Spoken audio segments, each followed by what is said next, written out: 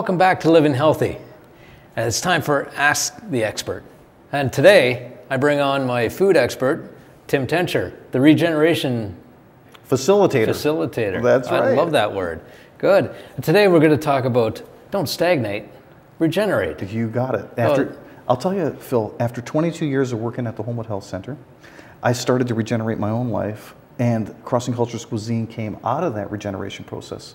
But I wanted to use my skills that I had through my time at the Homewood Health Center, and the cookbook actually talks about this. That's so what I awesome. wanted to talk to you about was the recipe for life at the end of the book. Nice. Okay? Beautiful. So I'm just going to look at it as we go through it, because the first thing in the recipe is that you need 1 cup of life's flavor.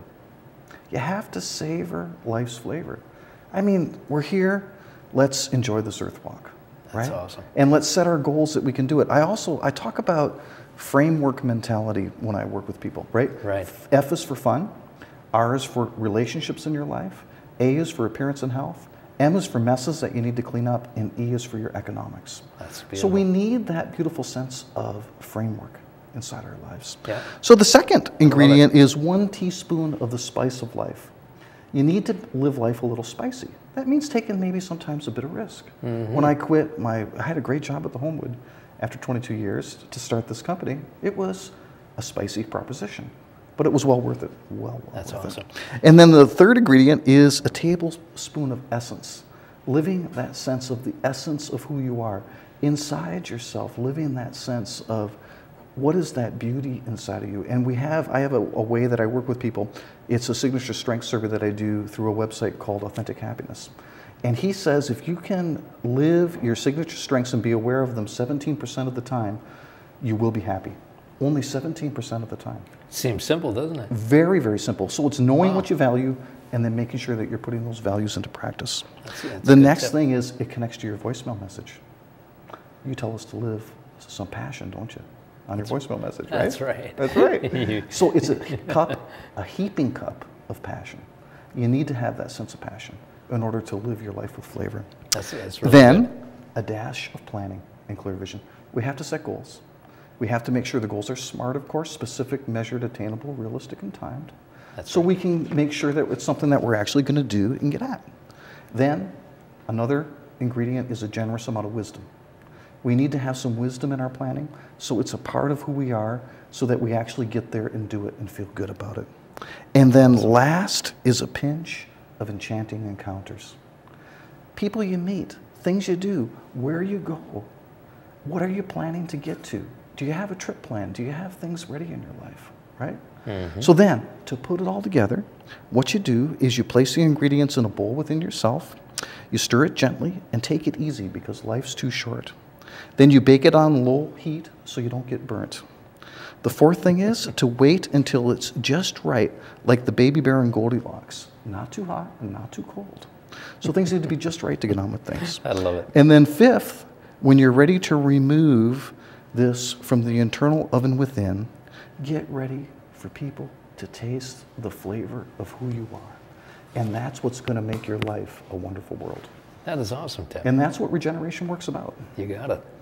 Well, it's a beautiful thing, and you're bringing up a lot of thoughts as to living life to its fullest, aren't you? Right. Yeah. It's so important. And I got to tell you, we've been traveling 25 years putting this book together. We didn't even know we were putting the book together. I mean, I just basically had these people teach me how to cook, and I had a great big thick binder of things, and it turned into a cookbook. And the cookbook's selling phenomenally. It's in chapters indigo across the country. That's awesome. And it's great. And we're hoping now to open up a crafty cafe that's going to be an employment opportunity for people with disabilities in town here called What a Wonderful World Now. That's our awesome. next step, we're hoping. That's awesome. Yeah. Oh, it's a beautiful thing. And you look at where you've been, you're quite a story in your own life and with your own family. And would you say that traveling around the world, has that been an amazing experience for your growth? Oh, definitely. Like I'll tell you, the beauty of cultures, but what I really love, this is really strange, but what I love when I travel is seeing people take out their garbage. People take out their garbage all over the world, and they place it out there, and then the garbage collectors come. Sure, it's different people, different trucks, different carts. It might be a bullock Who knows what it is? But everybody's got to take their garbage out. Everybody's got to cook a meal. Everybody's really basically doing that same process that they need to do. They need to clean themselves up. They need to look good for people. They want to present themselves right. Everybody has the same process no matter where you are of what you're living in your life. That's amazing. Yeah. So if we take it to the end of our lives, what would be your parting words at the end of your full life to people that are in younger years? Is there one or two certain things as far as advice that you would want to give them? Well, I think, I always look at the stages of life according to Erickson, and it's this sense of really having that sense of identity, okay? And then making sure you know who you are, and you're living that sense of who you are and not kind of selling out. Right. And then developing that sense of intimacy in your life where you're able to have really good friends, really to have a close relationship with your partner, a close relationship with your family. And then you get to one of Erickson's stages, which is like regenerate or stagnate. This is why I use this whole thing of regeneration, right? That's right. And if you haven't hit those other stages, you might be stagnating a bit. So you got to look at how to get that regeneration in. But last but not least, it's integrity versus despair.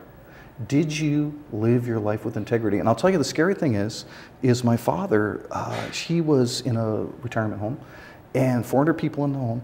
And I would say when I went through that place at mealtime, there were 3 people who were regenerating in that place. 3 out of 400. Wow. Now that's a scary thing, right? Yeah. And they were all sitting at the same table. My dad luckily was one of them. Right. And what my dad ended up doing was before he died, he was a very spiritual person, and the staff would come for advice from him. And he became a counselor to these 16-year-old people who were working in the kitchen, and some of the 20-year-olds who were thinking about leaving their partners, whatever. My dad was like the counselor to them. Right. So that's how he regenerated. Isn't that amazing? And lived with integrity in his last years. You hit that very important word, living life with integrity, because that's what makes it all come together. Yep. That word sums it all up, doesn't it? It certainly does, yeah. Well, thank you very much, Tim. That was amazing information that we had to share with the audience. Thank you so much. Glad we could do it. Excellent. Stay tuned. We'll be right back.